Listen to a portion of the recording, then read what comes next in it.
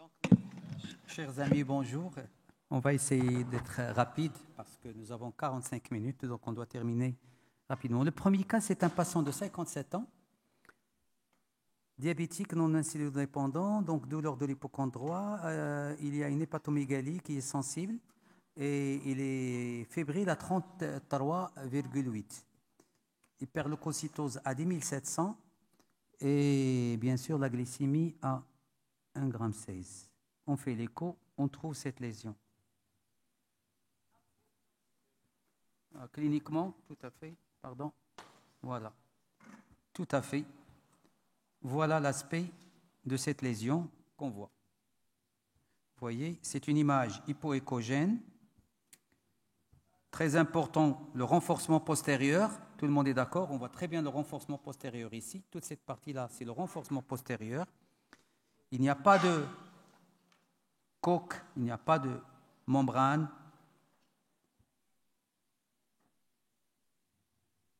Si vous voyez une image suspecte d'abcès, qu'est-ce que vous faites à votre patient? Une image suspecte d'abcès, contexte clinique évocateur, hyperleucocytose, la collection, elle est là, il renforce son postérieur. Quelles sont les questions qu'on doit se poser? L'origine, c'est-à-dire l'origine, est-ce que c'est bactérien? Est-ce que c'est un abcès apiogène? Est-ce que c'est un abcès amibien? Ce sont les deux questions qu'on doit se poser. Comment vous pouvez le savoir? Comment vous faites la différence entre un abcès amibien et un abcès apiogène? Est-ce qu'il y a un moyen clinique ou biologique pour faire la part des choses? L'hyperleucocytose, on peut l'avoir dans les deux et il sera plus important dans l'abcès apiogène. Ici, il est discrète, vous la voyez. L'hyperiosinophilie, dans l'abcès amibien, il est rarement présente. Il n'est pas très contributif. J'ai vu beaucoup d'abcès amibiens avec une FS où il n'y a pas d'hyperiosinophilie. Donc l'hyperiosinophilie, si elle est présente, il va vous aider. Si elle n'est pas présente, elle n'est pas importante. L'hyperthermie, elle est beaucoup plus importante dans apiogène. Les frissons, c'est l'abcès apiogène. L'abcès amibien, c'est température normale ou un peu élevée, 37,8, vous voyez? C'est un abcès amibien celui-là, et c'est surtout l'aspect du pus. C'est ça qui tranche. Le meilleur moyen pour faire la part entre un abcès amibien et un abcès apiogène, c'est l'aspect du pus. L'aspect du pus dans l'abcès amibien, il est couleur chocolat. L'abcès dans l'abcès apiogène, il est jaune verdâtre. Eh bien, et c'est le premier geste, et c'est encore une fois l'intérêt de l'écho. Il ne va pas seulement trouver la masse kystique lorsqu'on suspecte un abcès, mais il va la ponctionner. On va la ponctionner. On va traiter le malade par la ponction. Et la ponction va vous permettre de faire et le diagnostic de la nature et le diagnostic étiologique. Voilà le malade. Vous voyez l'aiguille, il va rentrer de là, vous allez la voir. Vous voyez l'aiguille qui arrive. Je vais vous la montrer. Voilà, il arrive là, vous allez la voir. Il est là l'aiguille, vous l'avez vu? C'est ça l'aiguille.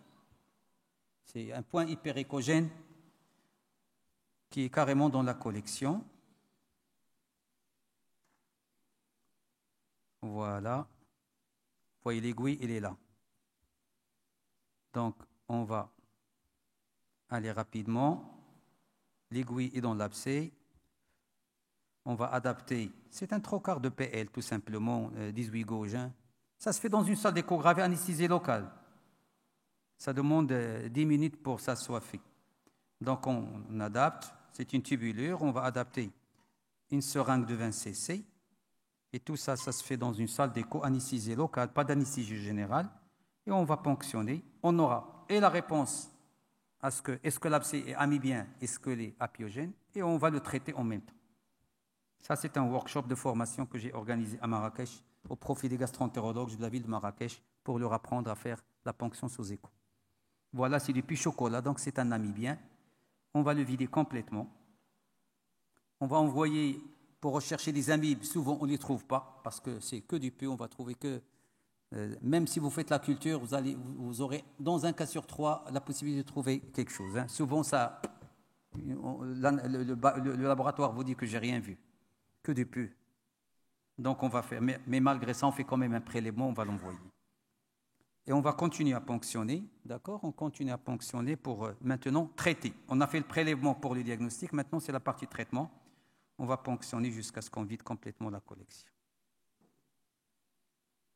C'est un geste très simple qui répond à 2 questions primordiales.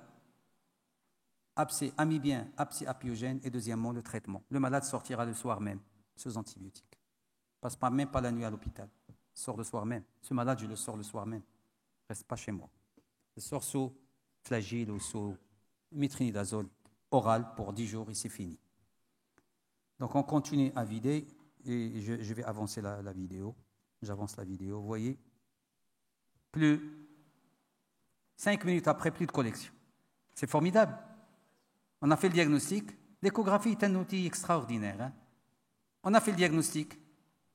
On a fait la part entre amibien et apiogène. On a traité le malade. Le malade est sorti l'après-midi. C'est formidable. Donc l'échographie pour les abcès, donc une masse liquidienne, puisqu'on parle des masses liquidiennes, une masse liquidienne. Est-ce que vous avez remarqué une chose? Que le pus, lorsque vous avez un liquide, lorsque vous avez une masse liquidienne, et le liquide n'est pas transonique, n'est pas noir. 3 possibilités. Toute collection où le liquide n'est pas transonique, c'est soit infecté, c'est du pus, qui est échogène. Il renforce son postérieur, mais l'aspect est échogène. C'est un liquide infecté. C'est un liquide hémorragique. C'est un liquide messineux. C'est du miel.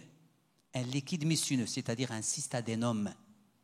Donc, tout aspect d'une masse liquidienne hépatique avec un contenu qui est liquidien parce que ça renforce son postérieur, mais il est un peu échogène et n'est pas transonique, c'est-à-dire noir, suspecté du pus, suspecté du sang, suspecté un liquide messineux. Ici, c'était du pus. Mais ça ne trempe jamais, hein, je vous le dis, ça ne trempe jamais.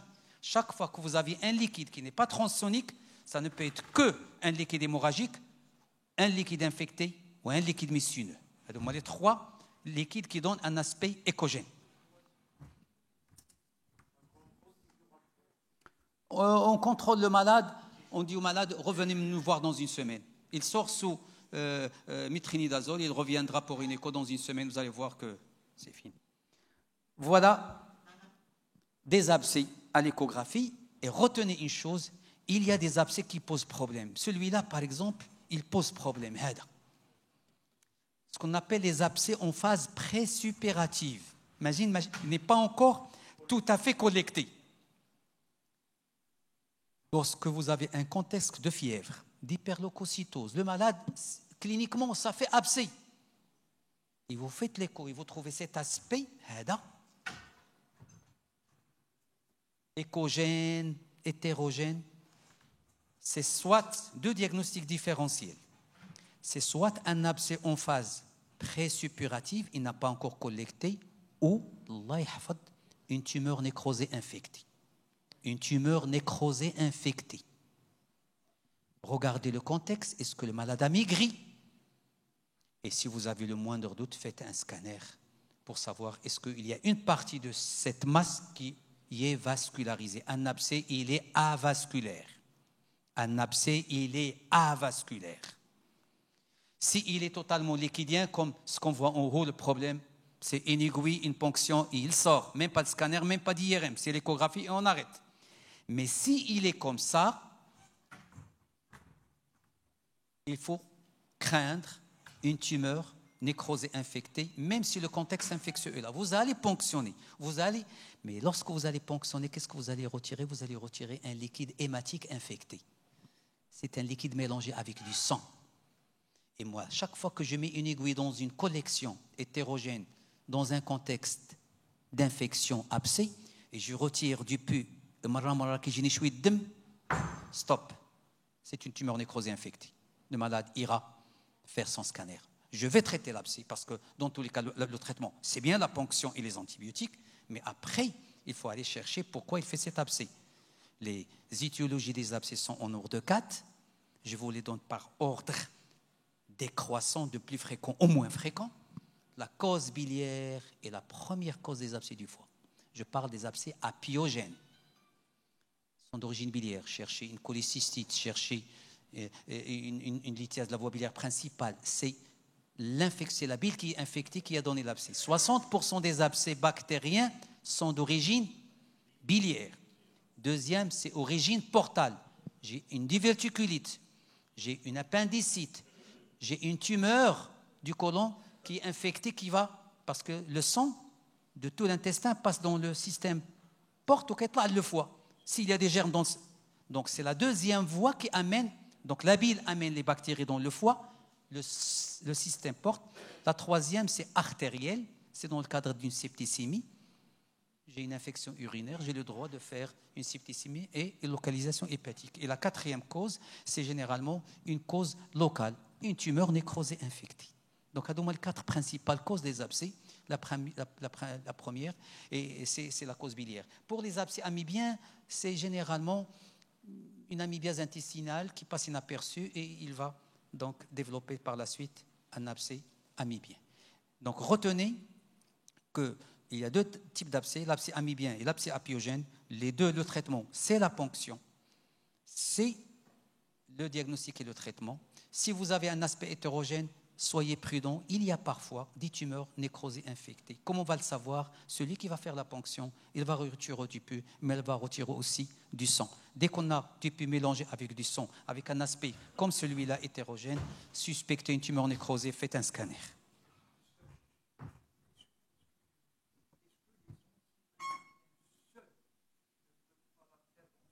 Dans l'abcès amibien. Bonne question. Je traiterai un abcès amibien par les antiparasitaires sans faire la ponction avec 3 conditions. Il faut que je sois sûr et certain que ce n'est pas bactérien, parce que ça ne va pas réussir. 2, il faut que l'abcès amibien soit inférieur à 6 cm. S'il dépasse 6 cm, les anti-amibiens ne feront pas l'affaire, ou là, ça va faire l'affaire sur 15-20 ans et on aura perdu beaucoup de temps. Et surtout, une localisation. Une localisation. Il a qu'un fait un abcès, il y a le feu à la maison. Un segment du foie, s'il y a un abcès dedans, il y a un risque grave. Lequel de ces segments? Hein? Elle lâche à Madame le 2? Elle lâche le 2. Pourquoi le 2? C'est le 2. Mais pourquoi le 2? Nous avons au niveau du foie gauche 2 segments. Le segment ventral qui est le 3. Le segment dorsal et postérieur qui est le 2. Le 2, il est accolé à quoi? Il est accouché sur le péricarde. Et il y a eu des ruptures de l'abcès dans le péricarde, il y a eu des décès. Même sur abcès amibien. Donc tout abcès du segment 2, par crainte de la rupture dans le péricarde, on le ponctionne et pas de traitement anti-amibien seul. Donc, un abcès amibien moins de 5 cm, je peux le respecter, sauf s'il est au niveau du 2. Je ne donne pas seulement l'antiparasitaire, je fais l'antiparasitaire et je le ponctionne. Les autres localisations, moins de 5 cm, vous pouvez donner un antiparasitaire, mais comment vous allez savoir qu'il est amibien? Comment vous allez savoir qu'il n'est pas bactérien? Et puisque je ponctionne, je le vide. C'est ce que je fais. Puisque je le ponctionne, je le vide. Je vais, je suis dedans, je le vide. Qu'est-ce que je peux faire?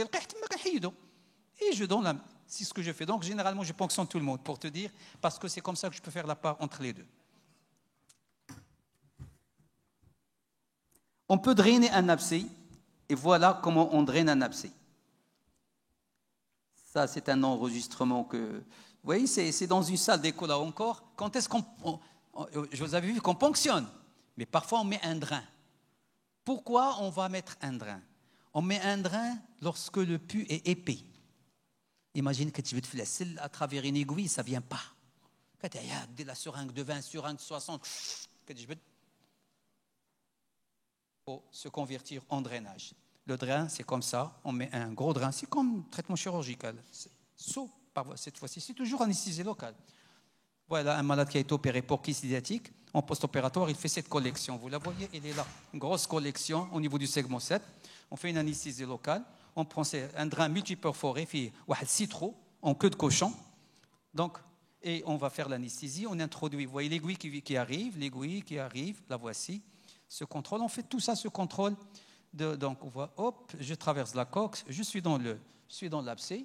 Une fois que je suis dans l'abcès, j'introduis le mandrin, on va dire un guide métallique. C'est un guide métallique dans l'extrémité, très souple. Donc on va introduire le guide. Je vais aller rapidement parce que je sais qu'on n'a pas suffisamment de temps. Donc j'introduis le guide est introduit. Après, je retire l'aiguille. Une fois que j'ai retiré l'aiguille, il reste le guide en place. Vous voyez, il y a le guide en place. Vous voyez, ça, c'est le guide en place. Sur le guide, je vais monter le cathéter, après avoir, bien sûr, dilaté le trajet. Après, j'introduis le cathéter et je retire le guide. J'introduis le cathéter et je retire le guide. Ce qu'on appelle un échange.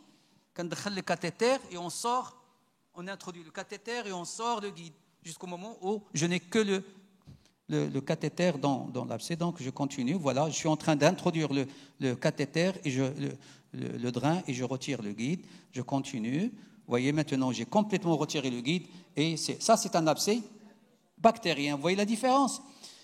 Et là, on continue à ponctionner rapidement. Hop. Voilà, on va suturer. On est en train de vider et le malade est traité. Ça remplace la chirurgie. Vous voyez à quoi ça sert l'écho? C'est incroyable, l'échographie. C'est un outil formidable, cet instrument. Il est formidable, aussi bien pour le diagnostic que pour le traitement. Et cette histoire d'abcès, le premier abcès, je l'ai fait en 1987, contre vent et marée. Contre vent et marée. Les chirurgiens ne voulaient pas. Et je remercie en plénière professeur Amraoui, qui a cru à ce que je faisais. Il est extra, ça va nous éviter d'opérer des malades. Parce que j'avais peur. Moi, je sais que c'est comme ça qu'il faut faire. Mais pour faire la première fois, tu as peur quand on te casse la tête. Il fallait voir un chirurgien au cas où il y a quelque chose qui ne marche pas. C'était le seul qui m'avait aidé. Et j'ai publié le premier papier en 2003. 22 abcès traités par voie percutanée. Et c'est à ce moment-là que les chirurgiens ont dit bravo Steve Aziz. Et depuis, on n'opère plus les abcès, on me les envoie les drainer. Ça, c'est de l'histoire.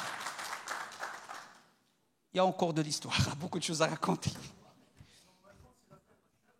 Non. L'abcès, on n'opère plus. Abcès, oubliez la chirurgie, on n'opère que dans 2 situations. Échec du drainage, ça peut arriver. Et lorsqu'il y a une cause sous-jacente à traiter, il faut traiter la cause. On traite l'abcès et on opère le malade après pour traiter la cause. Si c'est une cholécystite, il faut traiter par voie chirurgicale. Si c'est un calcul dans la voie biliaire principale, le malade ne sera pas opéré. On lui fera sa sphinctérotomie par voie endoscopique et le problème est réglé. On traite l'abcès par voie percutanée et on retire la lithiase par voie endoscopique. Si c'est une vésicule, eh bien, il faut aller opérer par cellule. Comment? La ponction, non, c'est les... Non. La première ponction faite sous écho en 1987, c'est un gastro qui l'a fait. Et après, c'est les radiologues. Chauffe cette histoire, tu fais ce que tu maîtrises et ce que tu sais faire. Tu fais ce que tu maîtrises et ce que tu sais faire. L'échographie, ce n'est pas un problème de radiologie. C'est une spécialité d'organe. Avec l'instrument, c'est une spécialité d'organe. L'écho-cœur, il dira le cardiologue, l'écho-abdominal, le généraliste, le chirurgien, le gastro, l'interniste, l'échographie est une spécialité d'organe. L'écho-cœur, il dira le cardiologue, l'écho-vasculaire, il dira le vasculaire, l'écho-obstétrical, il dira le gynéco, ou radi. L'échographe n'est plus l'apanage des radiologues. L'échographe est l'apanage de tout everybody. Il faut juste la formation et la bonne formation. Il faut la formation et la bonne formation. كتعرف دير ما كاينش اللي يحيد لك دير ليكوغرافيا سي بالقزيز ابدا. شكون هي لا بونكسيون كتعرف ديرها شكون غيمنعك؟ انا الاول درت لا بروميير بونكسيون درتها انا في المغرب انا 1987 je le dis aux voix. Première ponction d'abcès, je l'ai faite en 1987. On a la plus grande série d'abcès, on a dépassé les 260 abcès drainés par voie percutanée. La première biopsie éco-guidée a été faite en 1986, en gastroentérologie, pas en radiologie, monsieur. Ce que tu sais faire, fais-le, mais avec une formation derrière. Je vous présente un deuxième malade. Je vous présente celui-là.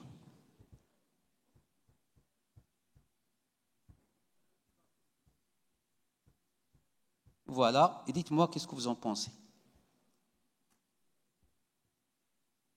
Voilà, découverte fortuite, masquistique, chez un patient. Patient, il faut enlever le S, désolé. Pourquoi c'est un kyste biliaire, madame? Pas de paroi, parfait. Il n'y a pas de paroi, on est d'accord. Hein? Et vous voyez, les contours sont un peu festonnés. Il faut toujours zoomer. Regardez le zoom, il vous montre très bien la paroi. Vous voyez, il n'y a pas de paroi. En aucun moment, il y a une paroi. Le kyste simple, c'est souvent un ou plusieurs. On peut avoir aussi dans le rein. La caractéristique, c'est qu'il n'a pas de paroi et il a des contours festonnés. Vous voyez les contours festonnés? Ici, là. Vous voyez les contours festonnés? C'est très important. Ces contours festonnés, regardez, ces contours festonnés, c'est évocateur d'un kyste simple. Ça, c'est le zoom. Vous voyez les kystes festonnés. Pas de paroi. Kyste à paroi, à contour festonné, c'est un kyste simple. Qu'est-ce que vous faites à ce patient? Vous le traitez, vous faites un scanner, vous faites une IRM? Le seul diagnostic différencié, c'est le kyste idiotique. Il ne faut pas rater un kyste idiotique. Et vous savez comment on fait la différence entre un kyste simple et un kyste idiotique en échographie de manière tranchante? C'est le double contour. Un kyste idiotique, un kyste simple, il n'a pas de paroi. Un kyste idiotique, il y a le double contour. Et je vous montre un kyste idiotique pour vous. Regardez, retenez cette image. Vous voyez, je vous montre un autre. Voilà, un autre kyste simple qui est énorme, celui-là. Celui-là, c'est un kyste simple. Comment je vais savoir que c'est un kyste simple? Regardez. Je vais y aller, je continue, je cherche. Voilà, ici. On va zoomer et on va voir qu'il n'a pas de paroi propre.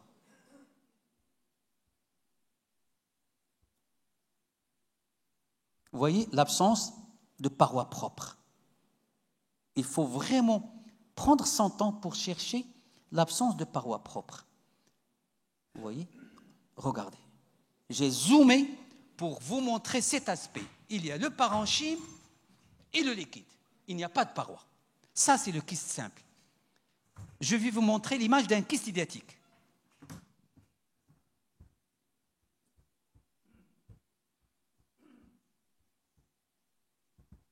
Regardez ce kyste. Il a la même taille. Mais regardez cette... S'il vous plaît, regardez ça. Regardez ça. Hyper-hypo, adad parenchyme. Ce qu'on appelle l'aspect d'image en double contour. Hyper-hypo. Tout kyste avec cet aspect d'image, ça c'est la membrane que vous voyez, elle va se décoller bientôt. Hadi, il y a la membrane proligère. Ou hadi, c'est la cuticule. Ou hadi, le parenchyme. Donc, c'est une différence énorme. Et l'échographie tranche. Mais il faut vraiment zoomer et regarder la limite, la périphérie du kyste. J'ai le liquide et la paroi, je n'ai aucune structure interposée sous forme d'image hyperéchogène comme celle-là. Ça, c'est un kyste idiotique. Ce que je vous ai montré tout à l'heure est un kyste simple. Alors que sur l'aspect macroscopique, il se présente de la même manière. Et c'est l'analyse fine des contours qui ont fait que, je dirais, ça c'est un kyste simple, je ne fais rien. Ça c'est un kyste idiotique, je traite. Vous voyez, c'est la différence, elle est grande.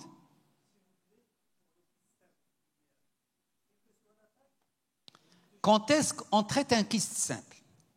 Le kyste simple se traite dans 3 situations. Le kyste idiotique, on le traite de manière obligatoire chez tout le monde. Le kyste simple, on le traite dans 3.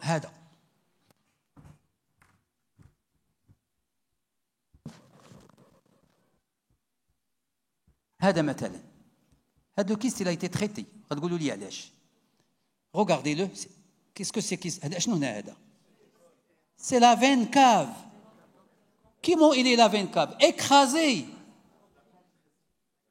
Je vais vous montrer le Doppler. Vous voyez le Doppler? Regardez. Je mets le Doppler. Regardez la veine cave. C'est un kyste simple. C'est celui que je vous ai montré qui n'a pas de paroi. Mais il lamine la veine cave. Il va donner un syndrome cave supérieur. Ce kyste doit être traité. La compression, la première indication du traitement. Je ne sais pas qui a posé la question. La compression, ce kyste est une indication, même s'il est simple, c'est une indication, un traitement, parce qu'il peut donner un syndrome cave supérieur. Il faut le traiter. La deuxième, l'infection. Un kyste simple peut s'infecter. Il devient un abcès.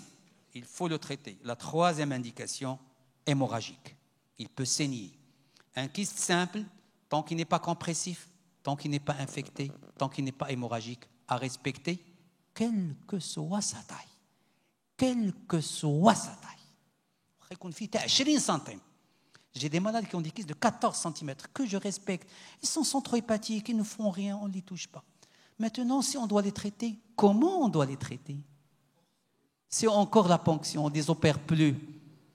Et ils sont très simples, parce qu'avant, je connais le chirurgien, la fenestration. Quand il يدخل كيتقبهم تروكا وكيخرج داك الماء كيخرج aspiré parce que c'est un liquide عادي physiologique ما فيه حتى شي مضره. D'abord, on les ponctionne et on les alcoolise comme le kyste idiotique. On en a fait plusieurs, ça marche, mais on ne le fait que lorsque c'est compliqué. Voilà ce qu'on leur fait. Voilà un kyste à contour festonné. Vous voyez, contour festonné. Mais quel est le problème de ce kyste? Ça, c'est un malade McNess. Il comprime la veine sous-hépatique. Il va donner un syndrome de Budd-Chiari. Il comprime la veine, on a vu le gros, il comprimait la veine cave. Et celui-là, il comprime la veine sous-hépatique droite. Regardez, avant traitement, le kyste n'y est plus. Qu'est-ce qu'on a fait? Une aiguille, on vide le liquide, on alcoolise le contenu, on retire l'alcool, et c'est fini. Le malade sort le lendemain. Mais on ne va pas le faire pour s'amuser, on va le faire pour les malades qui ont des complications. Compression, infection, hémorragie. S'il vous plaît, pour le kyste idatique, quel que soit sa... Non, madame? Pour le kyste idatique, quelle que soit sa taille? Non, pas la taille. Par exemple, kyste idatique 5, stade 5. Non, on ne touche pas. Le 4 et le 5, on ne touche pas. On a fait le congrès de l'année dernière, on avait fait un très beau topo sur le kyste idatique. Le kyste idatique stade 1, 2, 3, on le traite. Le 4, 5, on ne touche pas. Attention, on n'opérait pas les stades 4. Les pseudotumoraux à respecter, ils sont morts. Le kyste idatique stade 4, pseudotumoral, s'opère encore au Maroc. S'opère encore dans plusieurs régions du pays. J'ai fait une enquête qui a été publiée sous forme de sujet de thèse. Malheureusement, 56% des kystes idatiques stade 4 sont encore opérés par nos amis chirurgiens. Il ne faut pas les opérer. Il ne faut pas les opérer. Jamais le 4 et le 5 à opérer. Ce sont des kystes inactifs. Regardez. Ce sont des kystes inactifs. Ce sont des kystes inactifs.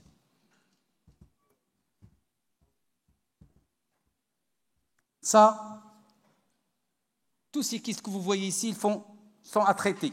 Celui-là, à traiter. Décollement de membrane à traiter. Multivésiculaire à traiter. Décollement de membrane à traiter. Tout ça, c'est à traiter. Ils sont actifs. Mais ceux-là, à respecter. Pseudotumoral à respecter. Vous voyez l'aspect feuilleté. Calcifié à respecter. Ça, inactif, il faut le toucher. Donc, on ne traite que les stades 1, 2, 3. 4, 5, on ne touche pas. On surveille. Une écho tous les 6 mois pendant 5 à 10 ans. Celle-là, oui.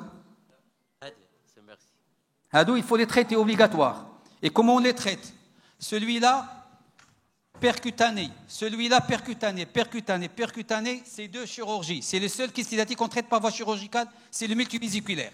Le seul qui relève d'un traitement chirurgical, c'est le multivésiculaire. Et tout le reste par voie percutanée. On ponctionne.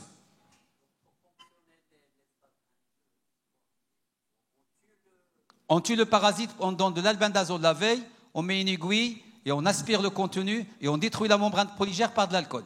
Et on se retire. Ça prend 20 minutes. On donne le traitement par albendazole 1 mois après la ponction. La veille de la ponction, 1 mois après la ponction. Qu'est-ce qu'on fait? Voilà ce qu'on fait.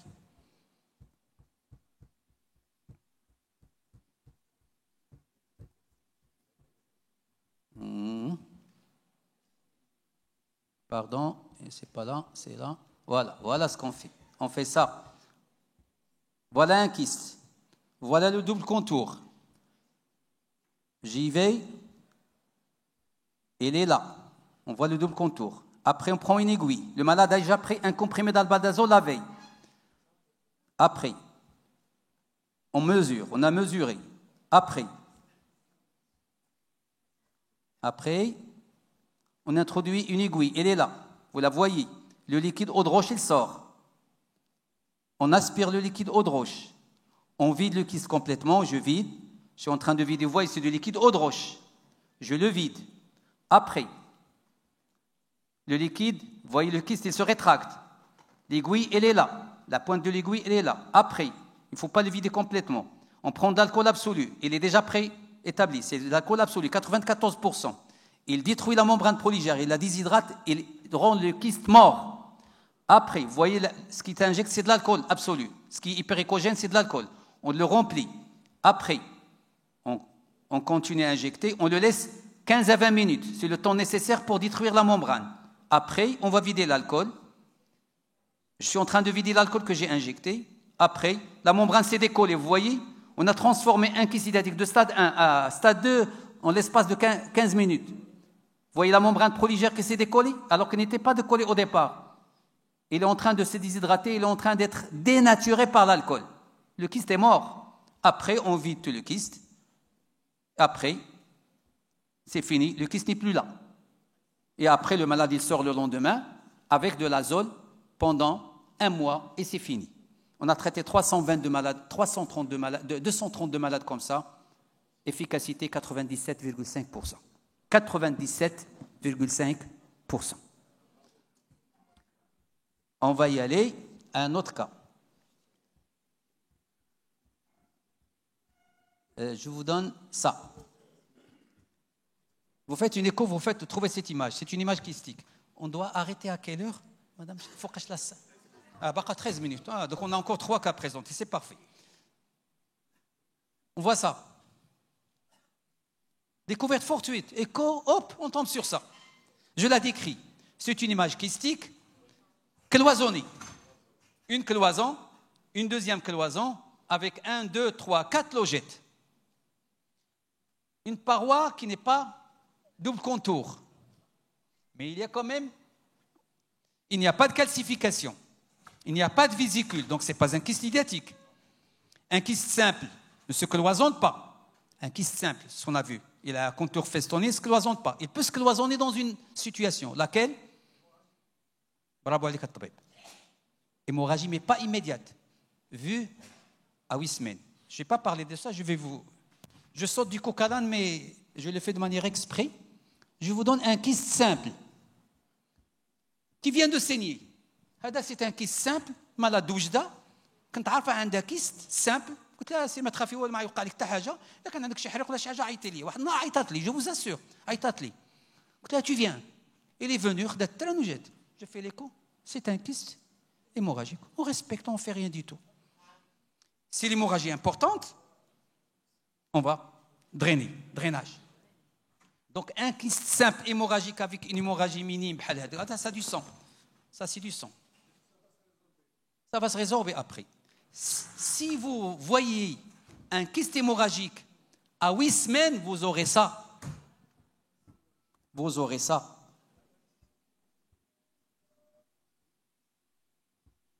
Vous aurez ça. Il va se cloisonner. Il va se résorber.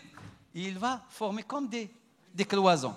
Un kyste simple qui saigne, si on le respecte, on ne le draine pas, après 6 à 8 semaines, il a de la fibrine. Le sang qui est de la fibrine. Et la fibrine, ça donne comme des septa. Et ça, il faut le respecter, il ne faut pas toucher.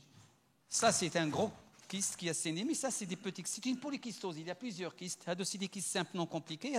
Donc, un kyste simple, hémorragique. Si vous le voyez dans la semaine, vous aurez 2 niveaux. Hémorragie دم لتحت ou le liquide الفوق. Si c'est une hémorragie importante, tout deviendra écogène. Vous ne touchez pas, si l'hémoglobine est normale, si tout est bien, on ne va pas drainer. Mais maintenant, s'il déglobulinise, on le draine. Si vous le voyez à distance, il va se cloisonner. Et le diagnostic différentiel, donc cette malade, c'est quoi? On va revenir à la malade de tout à l'heure. Hadi, kyste avec des cloisons. On ne sait pas, n'était pas suivi pour kyste simple, donc ce n'est pas un kyste hémorragique qui est en train de se cloisonner. quel est le premier diagnostic? Devant une masse kystique, cloisonnée, chez une femme ou chez un homme, en parfait et bon état général. Ce n'est pas un kyste idéatique, ce n'est pas un kyste simple, ça peut être quoi? Non, le kyste simple ou le kyste biliaire. Le kyste simple, c'est le kyste biliaire. Oubliez le kyste biliaire, c'est une fausse appellation, il est maintenant banni. Parce qu'il ne contient pas de bile, c'est une fausse appellation. Vous savez qu'est-ce qu'il contient, le kyste simple? Il contient un liquide marron clair. Si vous analysez le contenu, c'est la même chose que le sérum, sodium, potassium, mais fiche deux constituants, subhanallah. C'est les Japonais qui ont décrit ça. Il ne contient pas le glucose, il ne contient pas le phosphore. C'est les mêmes composants que le sérum. Natriémie, kaliémie, réserve alcaline, كل شيء بحال السيروم. إلا glucose 0, phosphate 0. C'est comme ça qu'on le sait. liquide, c'est un kyste simple ou là, kyste idéatique, on dose, on cherche les scolex pour s'assurer que ce n'est pas un KH et on dose le glucose. C'est 0 glucose, c'est un natrémie, calémie, glycémie. Natrémie, calémie, glycémie. Natrémie 135, calémie 4.2 et glycémie 0, c'est un kyste simple. C'est comme ça qu'on le sait, on le respecte. Donc, premier diagnostic, un cystadénome. Cystadénome. Lorsque vous voyez une image comme celle-là, suspicion d'un cystadénome. Le grand problème, c'est de ne pas le confondre avec un cystadénocarcinome. Donc, une masse kystique multicloisonnée, premier diagnostic, un cystadénome. Mais il ne faut pas qu'il y ait deux choses. Il ne faut pas qu'il y ait de végétation à l'intérieur. Il ne faut pas qu'il y ait de calcification.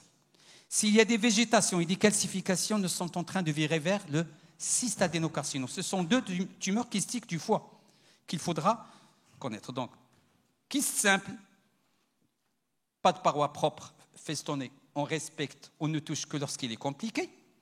Kyste idéatique, le double contour à traiter obligatoirement par ponction après avoir préparé le malade par de l'albendazole. Troisième formation kystique, multicloisonnée, sans bourgeon, sans calcification, chez quelqu'un qui est bien portant et souvent c'est une découverte fortuite, c'est un cystadénome. Comment faire la part avec le cystadénocarcinome? Je vous montre une image de cystadénocarcinome. Le cystadénocarcinome, c'est ça. C'est une image kystique. C'est une image kystique, mais avec un bourgeon à l'intérieur. Le cystadénome et le cystadénocarcinome, la ponction est contre-indiquée. Oui, parce qu'on dissémine les cellules néoplasiques. Dès qu'il y a suspicion de cystadénome ou de cystadénocarcinome sur l'aspect échographique suivant, image kystique, cloisonnée, avec ou sans bourgeon, avec ou sans calcification, dès qu'il y a les cloisons, on ne touche pas, on ne ponctionne pas. On fait quoi? On fait une IRM. C'est le meilleur examen. On ne touche pas, on ne ponctionne pas, on ne touche pas, on fait une IRM et après on opère le malade. Maintenant, je vous montre d'autres aspects de cystadénocarcinome. Vous voyez, et lorsque vous faites le Doppler sur le bourgeon, il est vascularisé, c'est déjà un cancer. Ça, c'est terminé, c'est cancéreux. Donc, toute image kystique qui contient un bourgeon, si vous avez le Doppler, mettez le Doppler et le Doppler énergie, souvent ça va flasher parce que c'est une tumeur hypervascularisée. Il a une paroi fine, très fine. Cystadénome, tu as une paroi très fine. Le kyste simple n'a pas de paroi. Comment? Mais c'est une image kystique avec un beau bourgeon à l'intérieur. C'est l'aura. Kyste idéatique, il y a le double contour. C'est le seul. C'est la seule masse kystique qui donne une image du double contour. C'est du pathognomonique pour le kyste. Le kyste simple n'a pas de paroi. Le cystadénome a une paroi, mais une seule couche, pas le double contour. Parce que le kyste idéatique a la cuticule ou a la membrane proligère. Le cystadénome a une petite paroi fine. Il ne faut pas ponctionner un cystadénome. Il ne faut pas ponctionner un cystadénocarcinome. Je vous montre le dernier cas Ah, mais dans 5 minutes. Donc j'ai encore 2 cas. Eh bien, je vous montre celui-là. Et c'est une jeune de 32 ans, des douleurs abdominales. Il vient me voir et je fais l'écho et je trouve ça.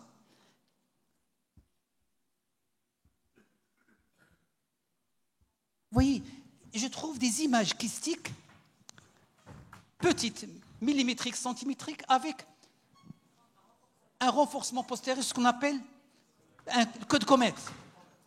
Image kystique avec queue de comète. C'est quoi? C'est pathognomonique, hein, là aussi. Image kystique avec queue de comète. Je vous montre les queues de comète, je vous laisse. Vous allez voir les queues de comète, il y en a plusieurs. Regardez les queues de comète.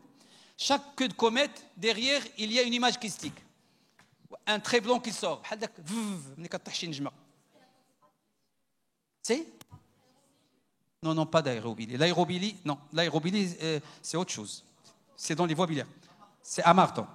C'est des tumeurs amartomateuses. C'est des tumeurs kystiques biliaires. C'est des canaux biliaires enfermés dans de la fibrose. C'est des images kystiques.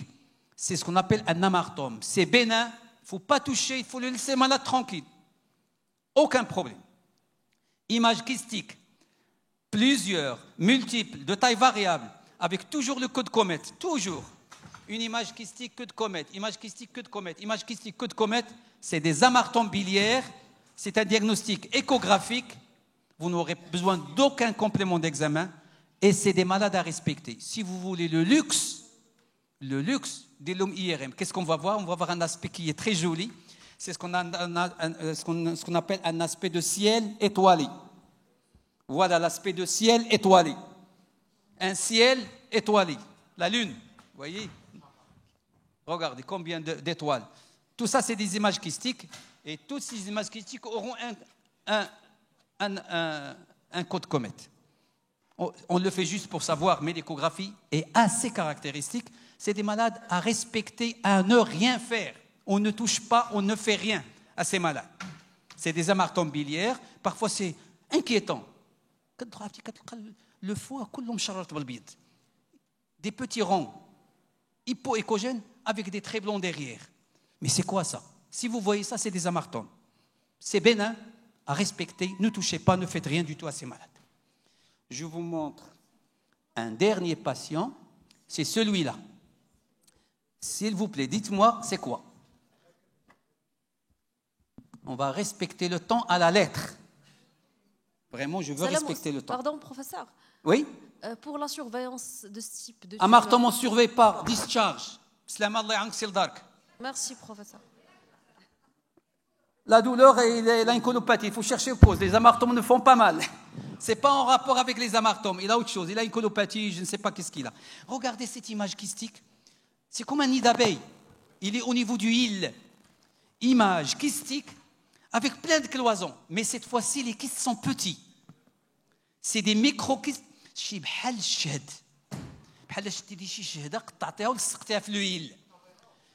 Regardez, hypoéchogène, plein de septa, il n'y a pas de bourgeons, il n'y a pas de calcification.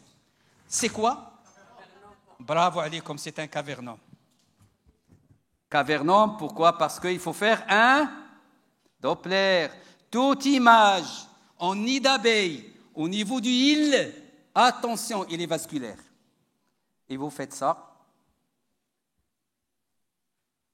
Je vous montre, je pense que j'ai fait un Doppler, j'espère que je l'ai fait. Je vous l'image parce que... Ah, voilà, que c'est très joli. Regardez. Ça, c'est des vaisseaux. C'est quelqu'un qui a une HTP, surfois non sérotique. C'est un cavernome portal. Mais le cavernome portal et le médodiche Doppler, tu le prends pour une image multikystique. Et tu risques de dire que c'est une image kystique, tu vas vouloir ponctionner, et tu vas ponctionner de la catastrophe. Donc, toute image en nid d'abeille, au niveau du île, pensez au cavernome, faites un Doppler, et si c'est positif, faites une fibre, vous allez trouver de grosses varices. Et surtout, ne pas vouloir ponctionner. Je vous montre cette malade. Naam. Ah oui, c'est un malade qui partira en consultation spécialisée en hépato. Non, ça, c'est un malade qui partira en consultation spécialisée. C'est quelqu'un qui doit partir chez un gastro, il faut une fibroscopie, il faut chercher pour un cavernome, il faut chercher une thrombophilie sous-jacente. Il faut chercher. Non, malade qui partira chez le spécialiste, c'est une prise en charge trop spécialisée. Il doit avoir des bêta-bloquants, il doit avoir des anticoagulants. C'est énorme, ces malades. Je fais une échographie chez une jeune qui a maigri, je trouve cette image kystique. C'est quoi? 68 ans, amaigrissement de 6 kilos, bien portante. Et on trouve cette image kystique au niveau du segment 2. Ah bon, c'est terminé, c'est le dernier malade. Regardez les contours, s'il vous plaît. Le kyste simple n'a pas de paroi. Le kyste idiatique a un double contour. Le cystadénome, le cystadénocarcinome, une paroi mince. Ici, j'ai une paroi grosse, épaisse, d'aspect tissulaire. C'est une tumeur qui a nécrosé. Ce qui reste de la tumeur, c'est la coque. C'est une tumeur nécrosée. C'est une tumeur nécrosée. C'est une métastase d'un cancer de l'ovaire. Les métastases qui nécrosent complètement donnent des aspects d'image kystique, ce qu'on appelle des métapseudokystiques.